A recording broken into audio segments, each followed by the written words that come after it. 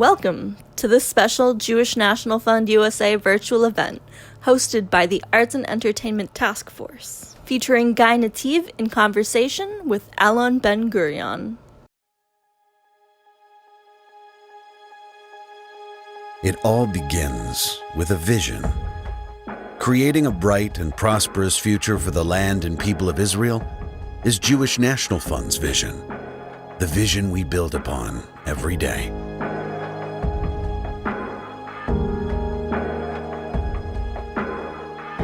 To create change, you need a vision. A vision of lush and breathtaking forests where once was only rocky and brown land. A vision of transforming the Negev and the Galilee, areas filled with pioneering spirit and determination, but faced with economic challenges. We are helping these areas reach their potential by creating jobs, housing, tourism, and quality of life opportunities, injecting a vitality that is transforming them into places people want to live. A vision for us to speak our values, leaving no one behind.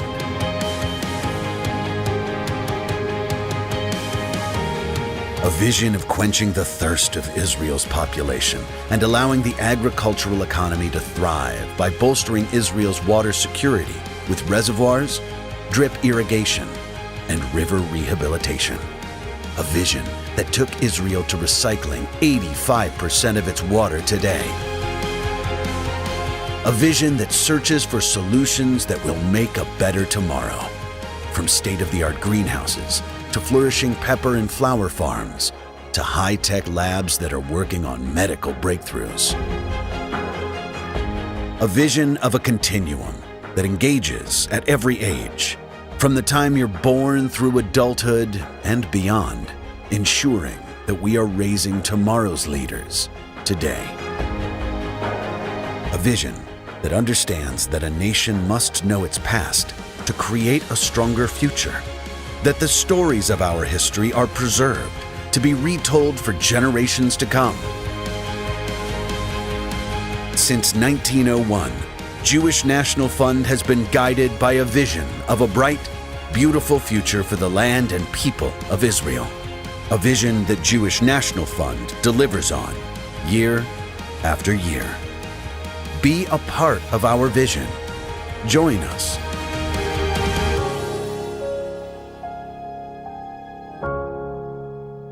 Please welcome 12-time Tony Award winner, Jewish National Fund USA King Solomon Society partner, and proud Arts and Entertainment Task Force member, Henny Konigsberg. Shalom, friends and guests.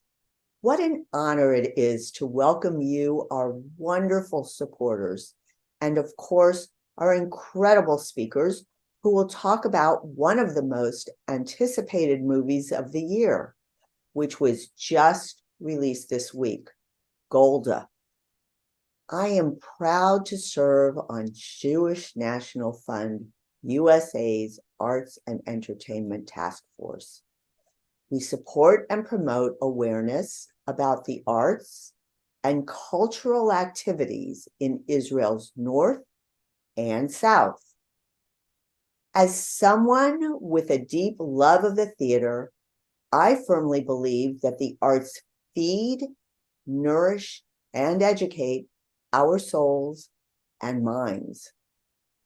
So, through this organization, I fuse my passion with supporting Israel in ways that enable frontier towns in Israel's Negev and Galilee to host live performances, exhibitions, and festivals, enabling them to attract visitors from across the country and, in turn, promote tourism, stimulate economic growth, and create high-quality jobs. In addition to celebrating Israel and the arts, today's event highlights our homeland's rich history, yet it also reminds us of the need to preserve the past. We all know about Israel's famous ancient sites, such as the limestone streets of Jerusalem's old city, and magnificent Masada. Yet, what about the sites and landmarks from the past century? Places where battles for Israel's independence took place, or where Jews fleeing persecution found refuge. That's where we come in. Jewish National Fund USA has invested millions in preserving Israel's modern heritage sites, many of which played a crucial role in reestablishing our Jewish homeland. This year, Israel marks 75 years of independence. Can you believe that in just a few short decades, our homeland has produced countless Nobel laureates, invented technologies found in almost every computer today, and revolutionized water sustainability? Yet, it has also created historic world leaders such as David Ben-Gurion and Golda Meir. To share more about our important work and to introduce our wonderful speakers, please welcome the founder and chair of our Arts and Entertainment Task Force and my friend, Sivia Caroline. Thank you so much, Henny. You know, we often think about Israel's history in the black and white images of the 40s and 50s. Yet Israel is still a nation under creation. History isn't just something we read about in books. Rather, we make history every day with Jewish National Fund USA. Together with donor partners across the country, we are attracting 800,000 new residents to Israel's Negev and Galil by creating high quality of life opportunities. We bring farmers from developing countries to Israel so they can learn about sustainable agriculture and discover the beauty of our homeland. Simply put, we strive to improve the quality of life for all of the people of Israel. And as the largest provider of Zionist education, we inspire generations of Jewish teenagers to be proud of their heritage and embrace their future.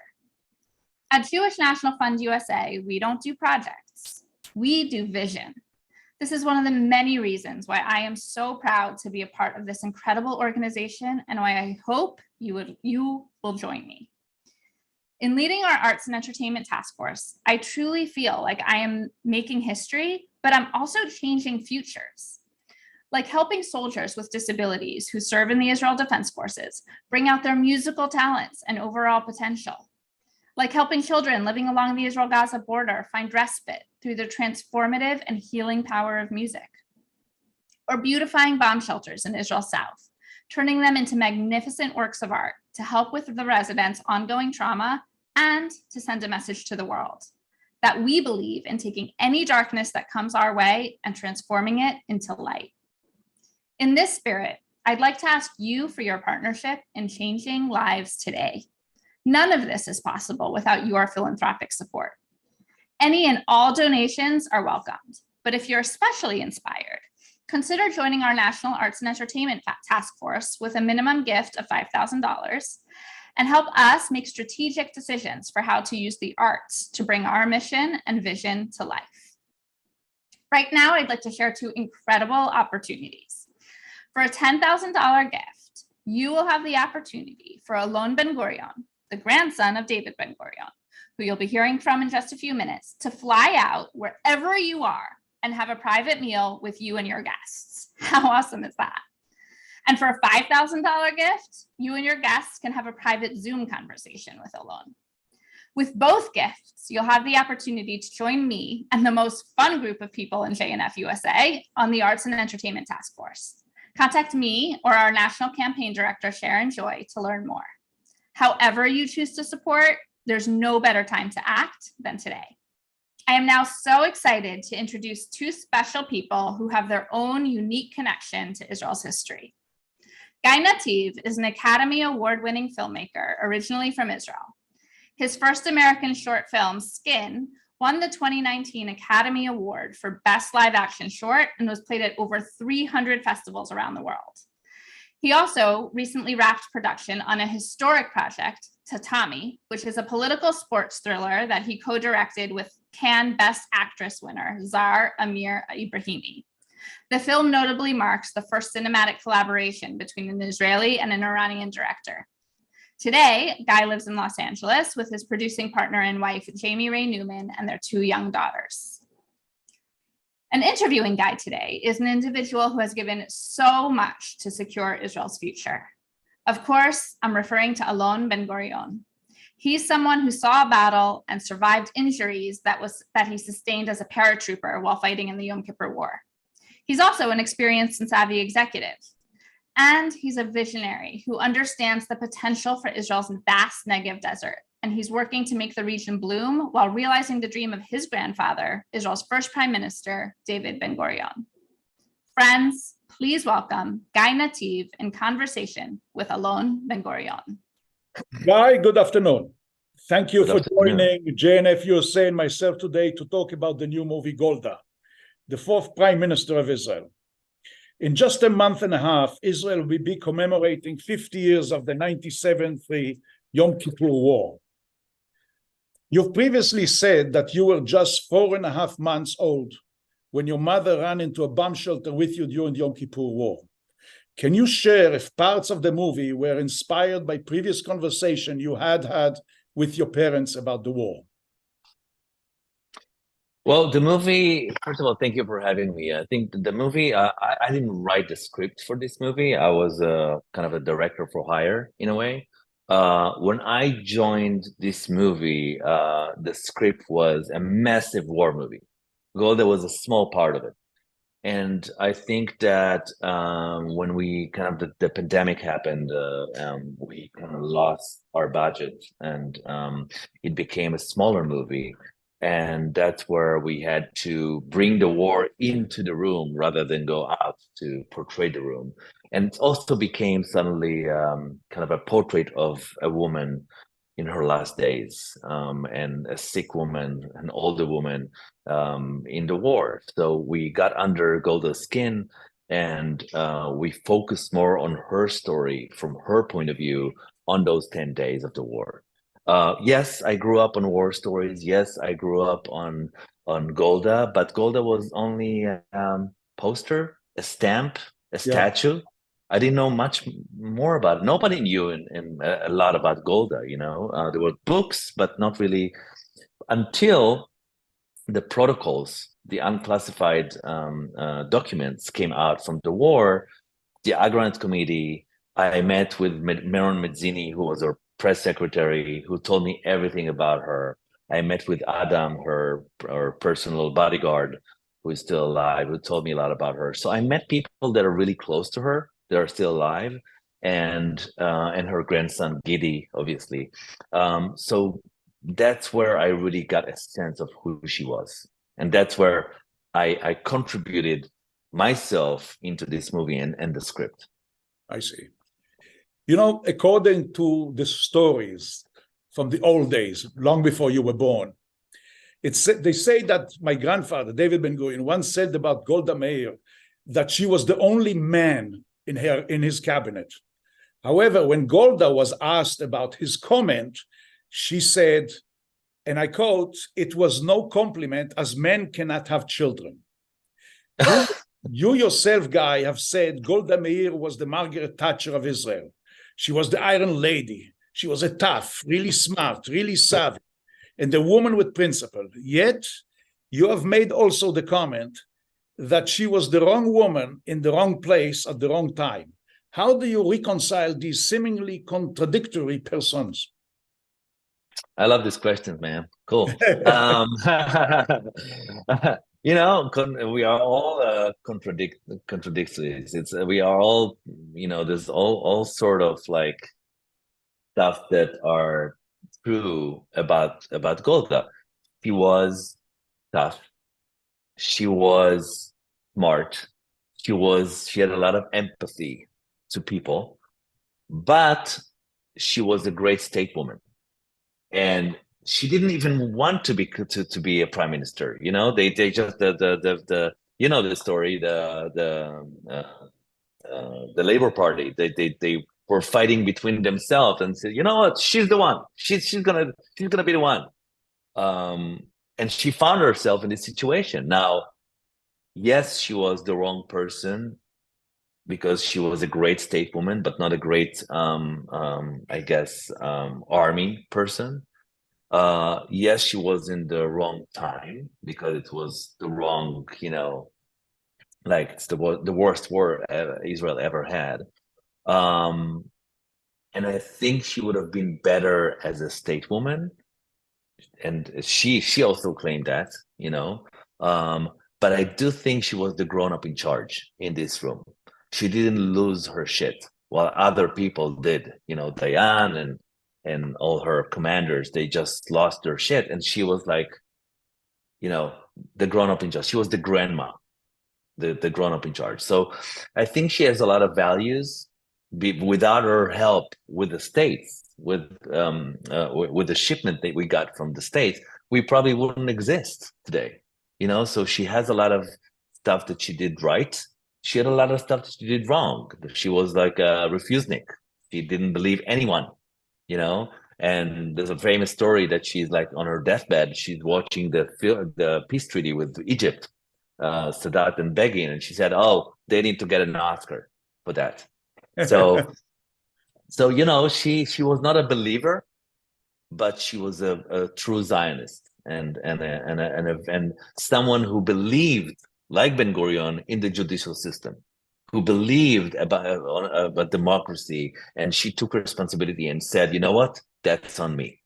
And that's why I miss leaders like Ben-Gurion. I miss leaders like Shimon Peres and Rabin and these people who really were straight, honest, and took responsibility for the mistakes. Excellent. A very interesting insight to Golda. It's like my grandfather. It is reported that Golda never cared much about pomp and ceremony and material things. She lived very relatively simple life. In researching Golda's life, do you feel it is an accurate assessment? The simplicity, modesty? Yes, that's what makes her so... show me another scene in a movie of a leader that brings Kissinger to her kitchen, give him borscht, and start speaking about politics and about the war. It's a different mindset. The famous and Golda kitchen. Exactly. And by the way, it's very smart because she softened him, right? She took this guy who came from Russia, and now he got nothing there. He's used to sit in rooms, and suddenly he's sitting in a kitchen eating a soup. How smart it is from her. So she was sneaky. She was sneaky and smart, and she did it. But yeah, humble, very, very humble, very straight person. Yeah, I love that about her. Tell me, what relevance do you think Golda's story holds for the next generation of Israeli and American Jews? Most of them were born many, many years after she passed away. So where do you think? I think that the relevant, I don't know about the American Jews. I know that there's so much relevant today because, I'm seeing this is the Yom Kippur of democracy, what we're experiencing now. And I went with my father to demonstrate in Israel a few weeks ago. And I met a lot of veterans from Yom Kippur who had this T-shirt saying, "I'm fighting for democracy. It's the Yom Kippur again." So for me, it's the cycle, the full circle is coming back again to Israelis who are fighting for their country, but not because of the enemies from outside, from within. I see. JNF have got Golda Meir Park in the Negev Desert to the Golda Meir Square in mid-Manhattan. Her name and legacy continues to live on around the world. Is there a key message or lessons that you want audiences, Jewish and non-Jewish, to take away from the movie? We need more female leaders in this world, less men. Men did wrong. We need more female leaders. The world will be a better place with female leaders. And, she paved the way to Margaret Thatcher. She paved the way to Angela Merkel and more leaders We need. I think Tzipi Livni is a missed opportunity for me. You know what I mean? I think that a female leader with more empathy, with more sense of how to deal with things, it's like it's essential. That's what I'm taking from that. I think you'll have 50% of the Jewish population will vote for you because they're all women. Now I'm coming to a more very serious question that bothered me personally, and I want your opinion because I fought Yom Kippur. I'm a casualty of Yom Kippur, so I know what it means. But in 1948, during the War of Independence, Ben-Gurion wanted to go to America, but they needed money for weapons. The government of Ben-Gurion said, Mr. Ben-Gurion, you cannot go because you can run the war. But Golda Meir came to him and says, Ben-Gurion, I cannot run a war, but I can raise money. She went to America. He thought that if he'll go, he'll raise $10 million. Golda raised $50 million. When she came back with the money, Ben-Gurion said, I hope that the people of Israel will remember that she saved the state of Israel. That is 1948 Golda. Fast forward to 73. No matter, we all know the story of this disastrous Yom Kippur, and especially my generation who fought, died, wounded. She was at the helm. She's responsible. Where do you think, at the end of the day, the leaders are judged by history? You just made them. You just did a great movie. Where do you think Golda in the history is going to be positioned between what Ben-Gurion said in 1948 and what I'll say the veterans of 73 will say? It's a very very, very big question. But we're coming from the same country and mentality, so we know the answer, right? Golda is both. Yeah, Golda is the woman who brought money to save our asses when we needed it, and you see it in the movie. You see the shipments in the air. You see you see how she maneuvers Kissinger, and she's also responsible for what happened because she's in the head of the state. She's the head of the state. Oh. She's the prime minister, so she is responsible. But look, she resigned. No, she took responsibility. Yes, absolutely. Show me a leader that is taking responsibility today. Trump, Bibi, who? Like, show me someone who says, you know what? It's on me. Yeah, it's on my ship. It's on my ship. She took responsibility and went home. Even Begin said, I cannot do it anymore because of Lebanon. He said, I'm done. These people who are the people that I miss, that say it's on me. So yes, she's responsible. Yes, she's and you can say responsible, but she relied on her commanders, her dysfunctional commanders, but she resigned. Yeah. And that's why for me, Golda is a tragic story, because she was so valuable of what she did to Israel. And she ended up in a very bitter accord. You know what I mean? And I was so surprised because there were protocols came out just a week ago that she considered a Palestinian state. Yes. And that was like, wow, this woman thought about Palestinian state ahead of the time. That's crazy. I was so surprised to hear that. Yeah, I'm sure there's other things will come out because the British now are releasing, the Americans are releasing. So there's a lot of information that will bring up to Liev, and it's going to be. But this came out from her grandson. Yes. This came out from the Golda Foundation, blah blah blah. No, that is great. Guy, it was a pleasure talking to you. Pleasure too. Thank you so much, sir. JNF USA and myself, I want to thank you for taking the time and sharing with us your vision and producing Golda. There's few photos in my bedroom. A lot of them is my family, and this one too. Oh, absolutely. I did. Yeah, that's the way to put it. I gave a speech. This is who I miss. Yes, I miss him too. If you look behind me, you'll see the picture of of Saba with Saba with it's amazing. Yeah, and you know what? He was over 70 years old when he did it. My God, look, ahead of his time. Thank you so much, Guy and Alon. I was honored to see the film at the Los Angeles screening, and it was amazing. It was intense, powerful, and incredibly meaningful. It's out in theaters now, and I encourage you all to go see it. And friends, before you sign off, we have a meaningful surprise for you, a performance you won't forget. First, I want to thank all of you who have given so generously today in support of our historic vision. If you'd still like to contribute, visit jnf.org/donate or click on the link provided. And if you like today's event, you're going to love our Global Conference for Israel taking place in Denver, Colorado from November 30th through December 3rd. Join us for a weekend of riveting conversations, inspirational speakers, and entertainment from the likes of Broadway sensation Alex Edelman.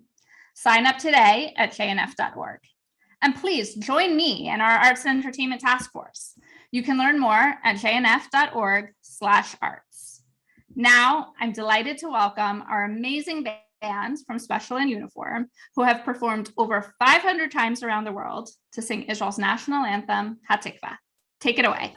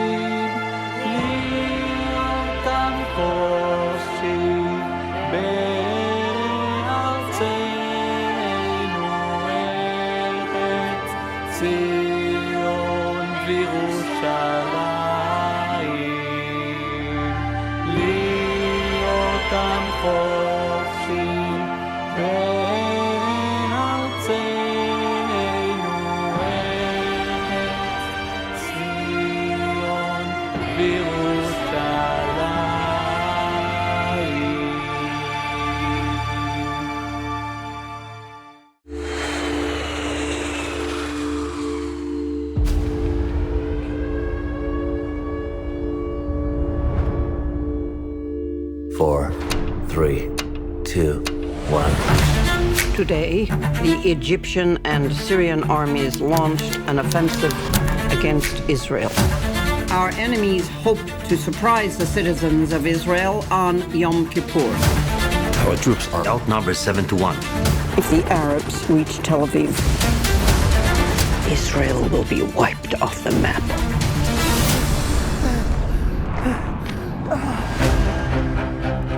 In my day, they stood for the Prime Minister.